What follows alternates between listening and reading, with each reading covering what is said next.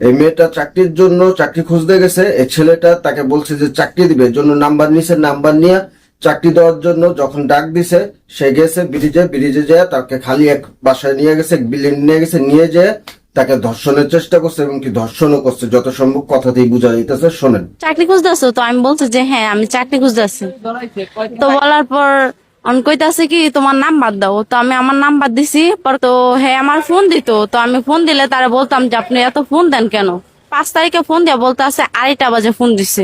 Phone দিয়ে আসে আমার বলতে আছে যে তুমি মিরপুর 2-এ বাসে মানে ওভারব্রিজের নিচে আসো। তো একটু ওয়েট করো, স্যার আইতাছে। তো আমি ওয়েট করলাম, সে আমার বয়টয় দেখাইলো, তারপরে আমি নিস্তব্ধ হয়ে গেছি।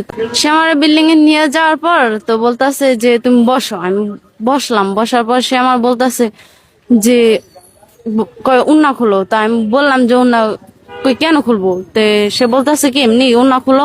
তা আমি উন্না খুলছি। তারপরে বলতাছে কি জামাও খুলো। মানুষ রূপে জন্ম লয়ে আর মানুষ হইল কই? তারা যদি এইভাবে প্রতারণা করে তাহলে মানুষত্ব যে কোথায় গেল আজ? এই কুলাঙ্গারের তো অবশ্যই শাস্তি হওয়া প্রয়োজন। আর এটা শাস্তি হবে কখন? যদি আপনি এটার প্রতিবাদ করেন। আর প্রতিবাদ কিভাবে করতে হবে সেটা আপনি অবশ্যই জানেন।